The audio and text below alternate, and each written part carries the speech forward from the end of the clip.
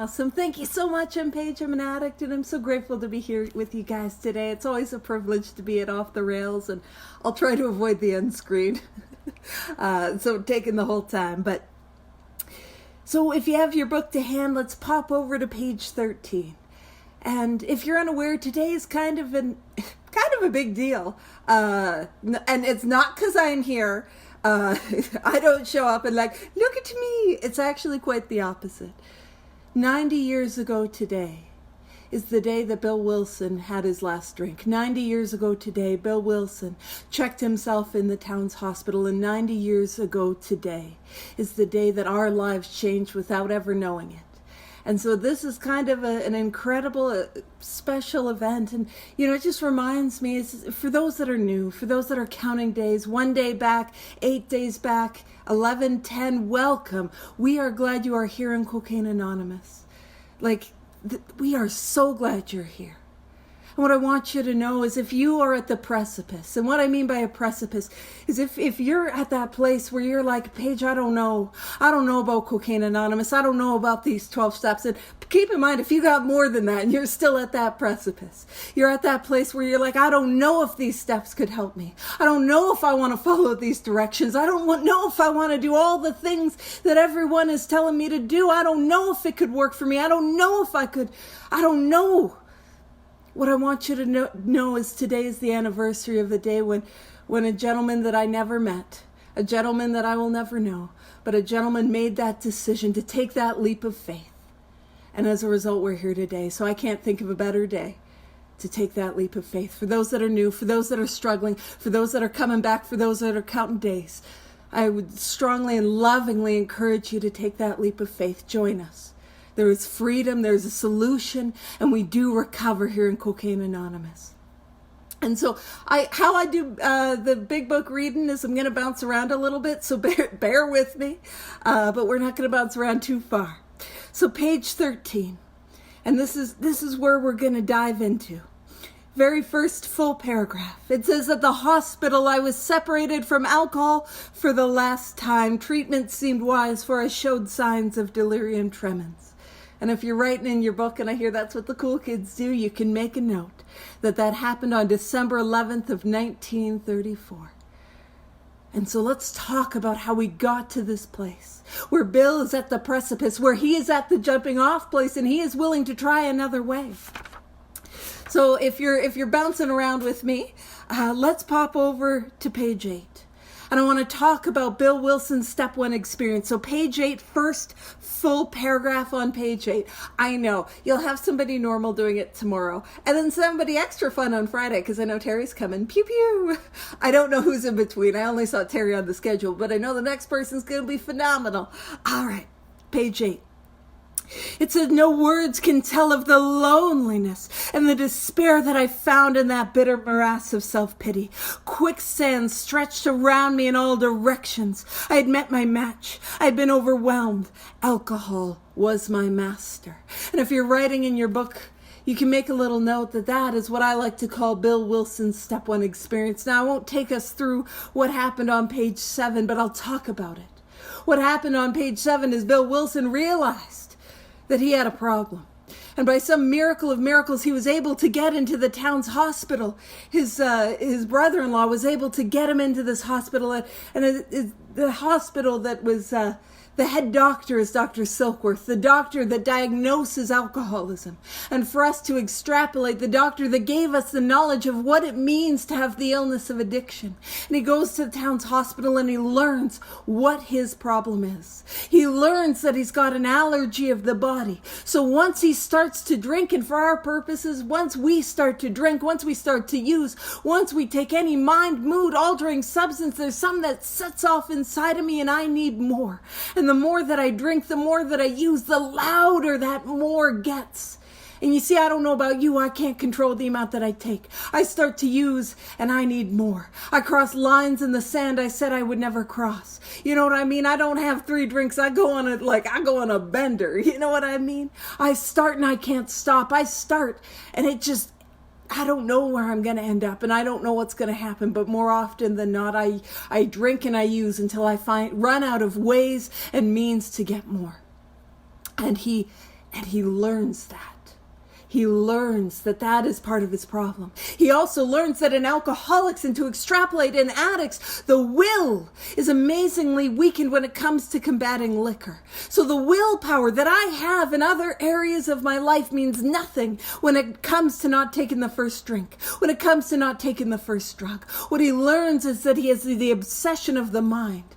That when he is sober, when I am as sober as I am today, but my illness is untreated, I will get a thought. And that thought will take me back again and again and again to the first drink. That thought will tell me this time will be different. Nobody will ever know. My problem is crack, but I can drink like a lady. My problem is alcohol, but I can smoke crack like a lady. Some of y'all know I've never done nothing like a lady in my life. You know what I mean? It looks like I'm going to kill myself anyway, so why don't I get high? It looks like I just got to get it out of my system. I'll go on a big bender. I'll have a real good surrender. You know what I'm saying? It looks like it's on me all day. Take a drink, get high, take a line. Smoke some crack, just pop a pill all day until I finally give in. But it also looks like a case of the suddenlies. I'm living my life. I got a crack pipe in hand and I don't know how it happened. Right? Does that sound familiar? And he learns, and that is what is vital to understand if I have this illness. That not only can I not ever safely drink or use ever again, but I will relapse. That's what I need to understand. And Bill Wilson got that information. He's like, self-knowledge. I got it, baby. I got this thing. And he drinks again. And he goes back to the town's hospital. And he's lying in the hospital bed. And he learns. It's what happens. He's in this hospital bed and he overhears the Dr. Silkworth, talking to his wife, Lois, saying, listen, Lois, Bill's not going to make it. He's an alcoholic. His condition is fatal. You're going to have to put him away in an asylum or, either that or make funeral arrangements. And he learns of the fatal nature of this illness. He learns because if I have the allergy, once I start, I cannot control it. That means I can't ever safely drink or use again. But if I have the obsession, if I have said I never want to do it again and found myself doing it again and again and again, almost doing it against my will, I'm doing it again and I don't want to. Man, I am in the grips of a fatal illness because I have to stay sober. I need to stay sober. I want to stay sober, but I can't stay sober. And Bill Wilson learns of the hopelessness. He learns he's going to die of this thing. And that is his step one experience on page 8. He had been overwhelmed. Alcohol is his master. No words can tell of that loneliness and despair. Bill Wilson is coming to the end of himself. He realizes that there is nothing that he can do to put between him and the first drink. He's at that place of hopelessness. And he's going to drink again. You see, I can't stay sober on a step one. How do I stay sober on the realization that I am going to relapse? I can't. And so Bill Wilson, armed only with knowledge of what our problem is, inevitably takes that first drink. You see, when somebody relapses, it's never what happened. What happened is inevitable if I have this illness. It is what didn't happen. And we're going to pop over to page 12. And I'm going to tell the story very quickly. What happened for Bill Wilson is his old friend Ebby Thatcher shows up, his old drinking buddy. He's 2 months sober. The message of that is it does not take long to get well. It does not take long to recover. It does not take long to have the light on in our eyes, the hope in our spirit. He is carrying the message at 2 months sober. I know at the Soka region, strong cocaine anonymous. So you guys are like, yeah, you can recover in 2 months. I've been mucking. I know what's up. So you guys are probably all about that. But I know there are places in the world that do not know that it does not take long to get well. And if you're new here today, if you're on that precipice, if you're not sure if you want to take that leap of faith, that is also a message. You don't have to wait to get well. It's not, you march 50 miles into the forest, it's 50 miles back out. No, you can get well quickly. You can recover quickly. You can feel better quickly. You can get freedom quickly. 2 months sober, the light is on in his eyes. There's a hope in his spirit. And he sees that the man before him has a real answer. He is a demonstration of this program, but he's fighting it. He's fighting that idea. He's not open to the idea of God, and he wrestles with it. Sound familiar? Anyone here ever come to the rooms and hear that higher power stuff? And you're like, not for me. No, thank you. That was Bill and the wrestling with it. And on page 12, his friend, in the middle of the page, it says, my friend suggested what then seemed a novel idea. He said, why don't you choose your own conception of God? That statement hit me hard. It melted the icy intellectual mountain in whose shadow I had lived and shivered many years. I stood in the sunlight at last. You know, often we hear there are people that are too smart to get this thing. That's not true. There's people that think they're too smart to get this thing. Nobody's too smart or too dumb to get this thing.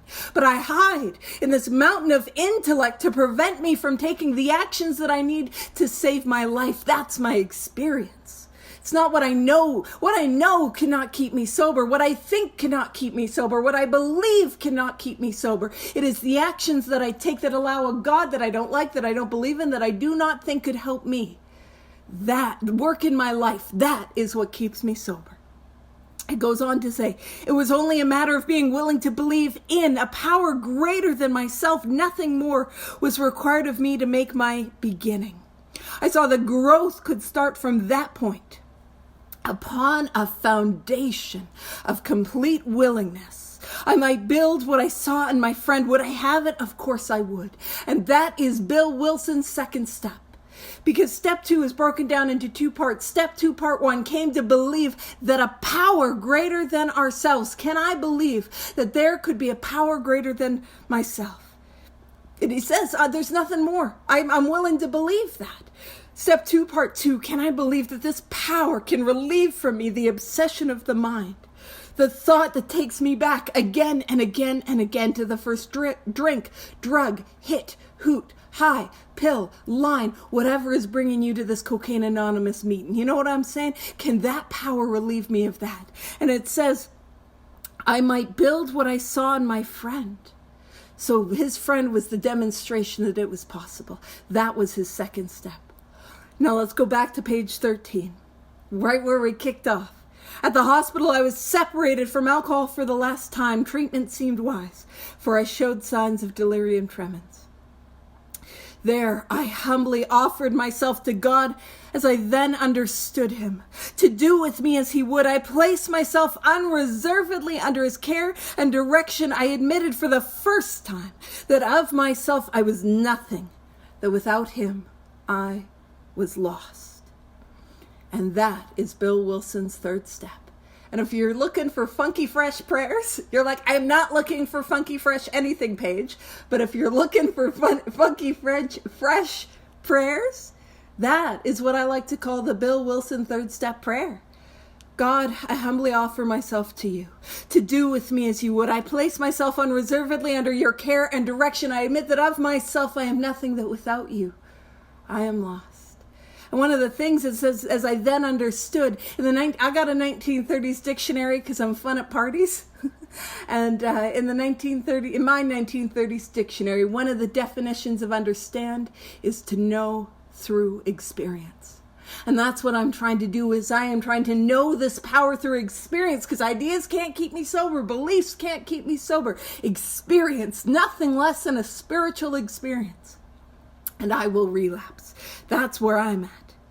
And so that is Bill Wilson's step 3. He's willing to do whatever it takes to live this way of life, to recover, to have the spiritual awakening that he saw in his friend Ebby Thatcher.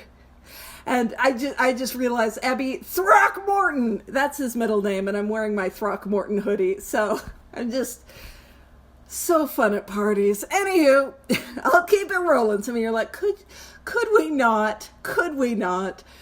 No, I must. I simply must. Alrighty. So it says, I ruthlessly faced my sins and became willing to have my newfound capital F friend. See, if you don't like the word God, don't use the word God. Use the word capital F friend.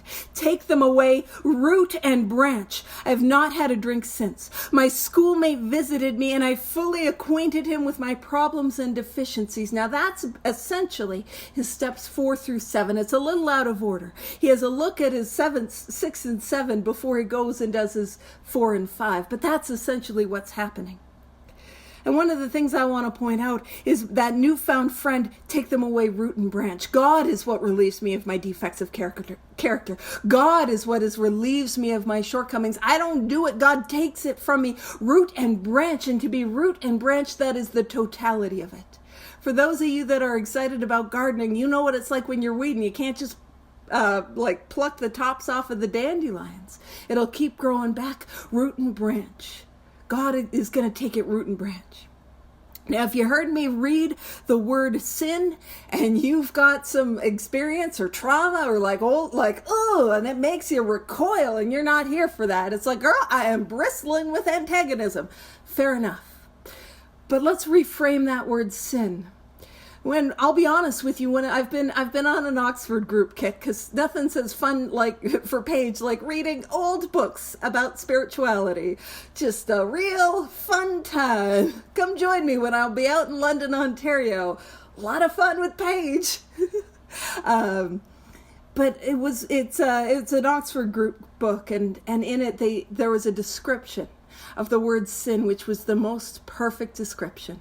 And that sin simply is anything that blocks me off from you and blocks me off from God. And I was like, that's it. It's not about being bad. It's not about being immoral. It is about the sense of disconnection. And if still you rally and I don't like that word. I mean, what we're talking about is defects of character, which are the same as shortcomings. And again, if you're not open, the word sin is an archery term. And what it simply means in archery is to miss the mark.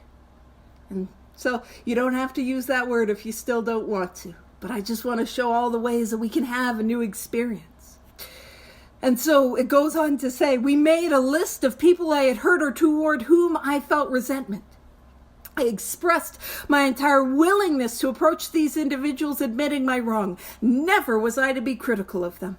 I was to write all such matters to the utmost of my ability. And that was his step 8. When he would go out and write such matters to the utmost of his ability, that is his step 9. It goes on to say I was to test my thinking by the new God consciousness within. Common sense would thus become uncommon sense. You know what's uncommon sense? Don't key their car. You know what I mean? For people like us, we need the power of God to not do stuff like that. I was to sit quietly when in doubt. Sitting quietly is a meditative practice. And I want you to know they absolutely had meditation in the 1930s. Meditation did mean meditation in the 1930s. And it said asking.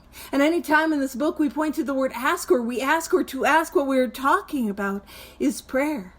Asking only for direction and strength to meet my problems as he would have me. Never was I to pray for myself, except as my request bore on my usefulness to others. Then only might I expect to receive, but that would be in great measure. And so what we were talking about in that paragraph is Bill Wilson's step 11.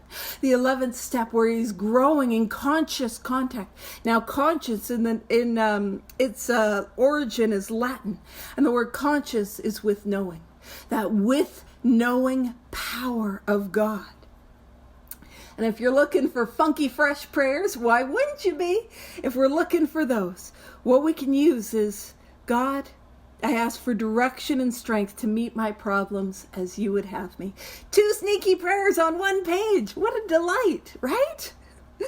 And so what we're seeing on page 13 is Bill Wilson take the actions of the 12 steps, and these are the results. This is what is promised to us. It says, my friend promised. Now that promise is promised to us here and now. We see it on page 60 when it says, having had a spiritual awakening as the result of these steps.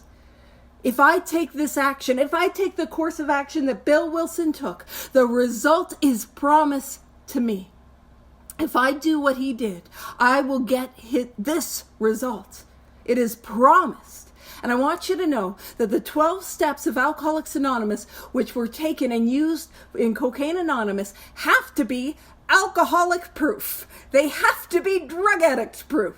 So you're not so special that you can mess it up. You know what I mean? If we do this to the best of our ability, we will get this result. It says, my friend promised when these things were done, I have to do the work to get the result. I would enter upon a new relationship with my Creator, that I would have the elements of a way of living, and that is important. This is a way of life. This is not a set it and forget it program. I can't do this for 60 days, 30 days, 90 days, 9 months. Congratulations. I can't do this for 3 years or 6 years. This is how I live my life. And it is also not, I have Cocaine Anonymous over here and different aspects of my life over here. I live the 12 steps in all areas of my life. And it says that I would have the elements of a way of living which answered all my problems, not just my, and I'm gonna contextualize my problems, not just my rinky-dink problems with not being able to not smoke crack cocaine. All my problems. There is not a problem that I cannot take to this power. There is not a problem that I cannot take to the 12 steps. I'm not saying don't seek outside help. Please do if you need it. But there is not a problem that I cannot take to this power. And this is what is essential. These are the essential requirements. This is what I need to get well and to stay well. Belief in the power of God. I don't got to believe in God. I've got to believe in the power. That there could be power to restore me to sanity. Plus enough willingness, honesty, and humility to establish and maintain. You see, it's not a set it and forget it deal. The new order of things were the essential requirements. It says simple but not easy. A price had to be paid. It meant destruction of self-centeredness. I must turn in all things to the capital F, capital L, Father of light, who presides over us all. I need to turn in all things to the power which is God. Now this is Bill Wilson's White Light Spiritual Awakening. It says these were revolutionary and drastic proposals. By the way, if you had a look at the steps shared on the Zoom screen and you're like, girl, that's pretty drastic. Yeah, that's all of us. We all felt that way. But the moment I fully accepted them, which is to say I did them, I took the actions, the effect was electric. There was a sense of victory, followed by such a peace and serenity as I had never known. There was utter confidence. I felt lifted up as though the great clean wind of a mountaintop blew through and through. God comes to most men gradually, but his impact on me was sudden and profound. And I want to point something out for those of you who are here today that are on the precipice, that are on your December 11th moment. I don't know if I'm willing to take that leap of faith like Bill Wilson did 90 years ago, December 11th, 1934. What I want you to know is this experience happened days later. I'm talking 3 or 4 days later. I'm not talking weeks later. I'm not talking months later. This experience happened days later. And it happened after he took the actions of the 12 steps. And Bill Wilson's spiritual experience was a powerful one. But sometimes in the rooms, probably not in the Southern Ontario region of Cocaine Anonymous, because you guys are on fire. But there are times in the rooms we hear people say, oh, no, we can't hope for an experience like that. Oh, no, I can't. Oh, Bill Wilson, he had to co-found, educate. No, bull. It said we might swear in this meeting. I'll try not to. Absolute nonsense. What spiritual awakening I have is absolutely none of my business. It is none of my business. In my experiences, I couldn't stay well on one drink. I couldn't stay well on one crack hoot. I could not stay well on one pill. I can't stay well on one spiritual experience. The spiritual experience that I have is absolutely none of my business, and I need more. And there is not a time in my life that I sold the power of alcohol short, that I sold the power of crack cocaine short, that I sold the power of the pills that I was popping short. There was not a time in my life that I came to that power and was not absolutely convinced it could answer all my problems. So I'm reminded never to sell the power of God, these 12 steps, and Cocaine Anonymous short. Real quick, I know I got 53 seconds. Across the page on page 15, it says, I was not too well at the time and I was plagued by waves and self-pity and resentment. This sometimes nearly drove me back to drink. Bill Wilson, White Light, Powerful Spiritual Awakening on page 14. Page 15, Plagued by Waves of Self-Pity and Resentment. This is not a set it and forget it program. This is how I have to live my life, because there will be ups and downs. There will be life. But it says, but I soon found that when all other measures failed, work with another alcoholic would save the day. So if you are hurting today, if you are struggling today, go out and help another alcoholic, another drug addict. But if you do not have that ability, let us help you. Our very lives depend on it. Thank you for the opportunity to share.